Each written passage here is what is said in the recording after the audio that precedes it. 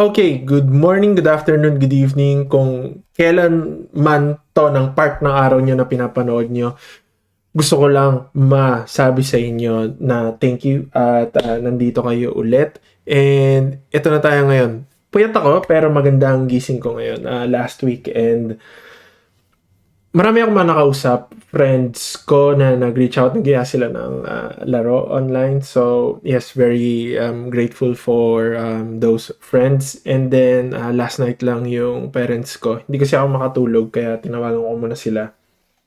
Alam niyo yun, life check lang kung kamusta na sila, then ano din yung mga na-experience ko and kailangan ko lang i-open up sa kanila. Baka kailangan lang din minsan iba naman yung kausap ko, hindi lang yung hindi lang yung wife ko. Pero syempre grateful pa rin ako sa wife ko. Every week na lang siyang nakikinig sa akin na dapat talaga meron lang makinig sa'yo para malampasan mo yung mga hardships ng life mo. Anyway, naghanap ako ng bagong libro na babasahin ko and stumble upon ako sa Emotional Intelligence na book. Nakalimutan ko kung sino yung author pero sabihin ko na lang siya sa next video ko this Wednesday siguro. Friends, kung meron kayo narinig na nagta-type and nagki-click ng mouse, ako yun, may tinatapos lang ako application para matapos na ako today and mag-move forward na ako sa kung ano pang mga bagay sa second half ng day ko. So, yun nga, naghanap ako ng libro. Tapos, may nakita kong article about a bus driver named Govan Brown. Sa New York siya nag-work dati. And, ang sabi dun sa article na yun, yung mood mo, kahit na gaano kapangit yung mood mo, once na sumakay ka sa bus niya, ma-uplift yun, maiiba yun. May ibang surge na mangyayari pag baba mo ng bus. So, na-curious ako na-curious and parang moving forward, yun na yung parang gusto ko mangyari. Alam ko may ibang mga videos ko na sobrang gloomy, alam mo yun, sobrang down. Pero yung kasi yung totoo yun yung gusto kong ipakita sa inyo. Yun yung gusto kong sabihin na ito yung na-experience ko ngayon na hirap.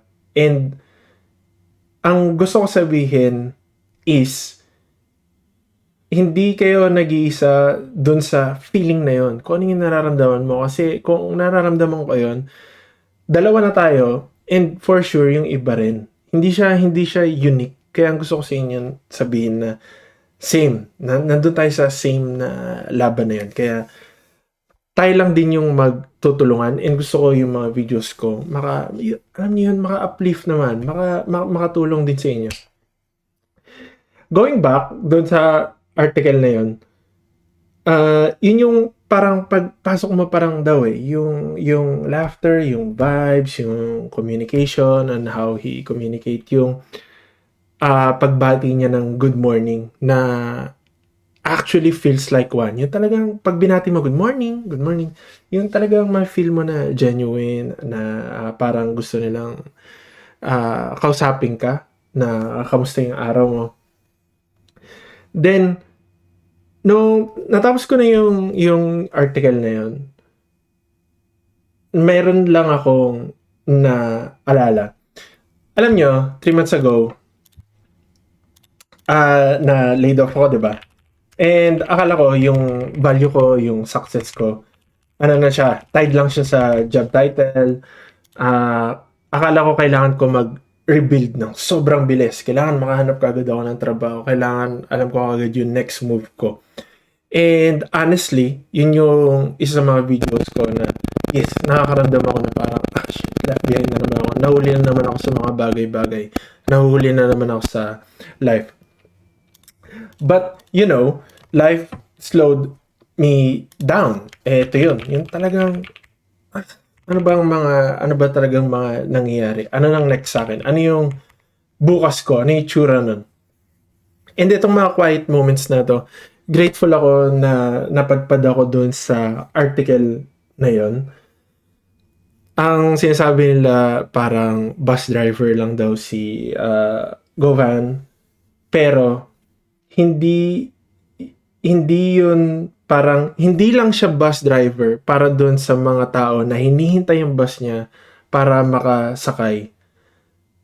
Paano ko ba i-ano, hindi lang siya bus driver for them. To them, ang isa siya sa mga reason na mag-start yung day nila ng tama.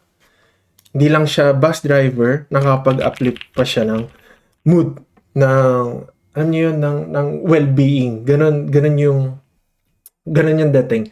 And naisip ko, yun yun. 'Di ba? Ganun tayo dapat to each other kahit na hindi mo kakilala, kahit na kung sino man yung makakausap mo today, dapat ganun ang effect mo.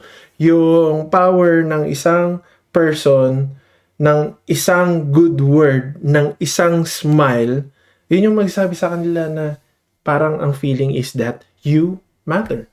'Di ba? And sobrang focus ko sa paghahanap ng next job ko.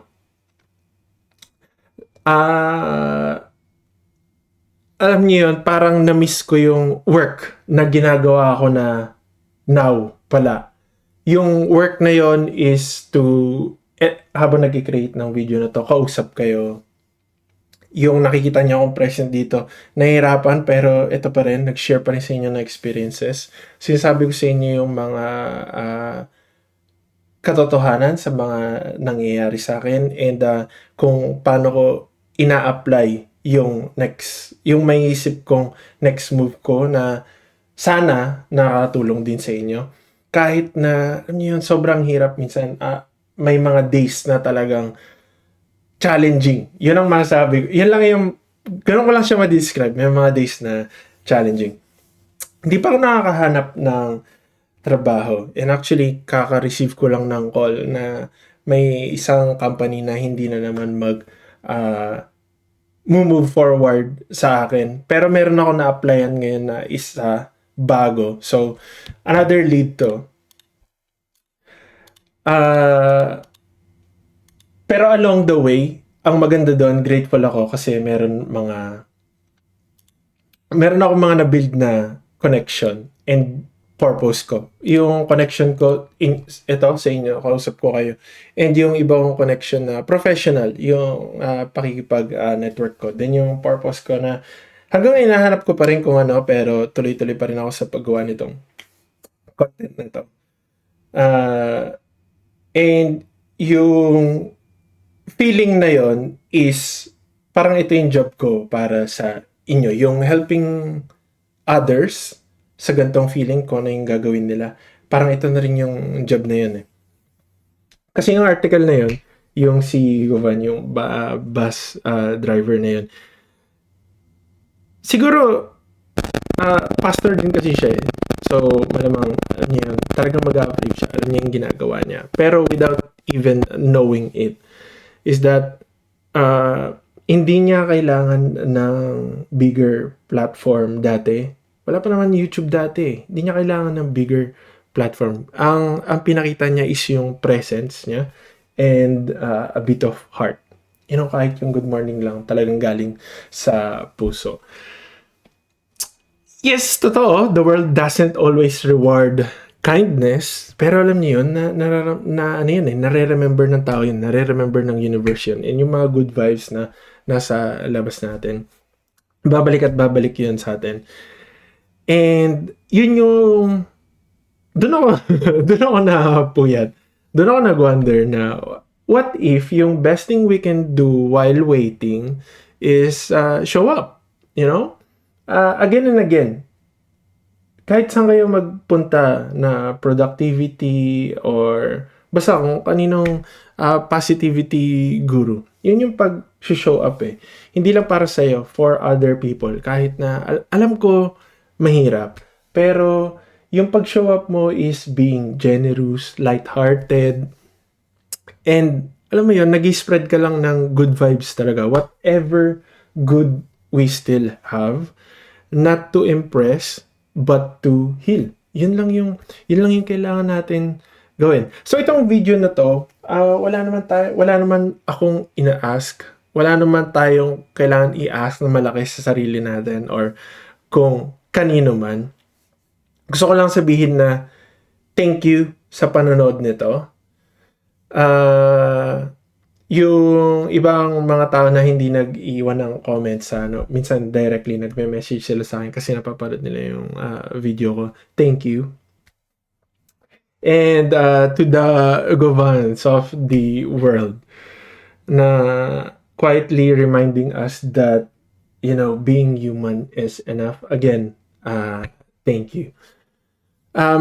Magtulungan lang tayo. Let's drive each other forward. Maybe one kind word at a time. And yun muna. Yes, sobrang excited ako gawin tong video na to and hindi pa ako tapos mag-apply pero re-record ko na to. But then again guys, kung natuwa kayo dito, share nito sa mom nyo, friends nyo, and colleagues nyo.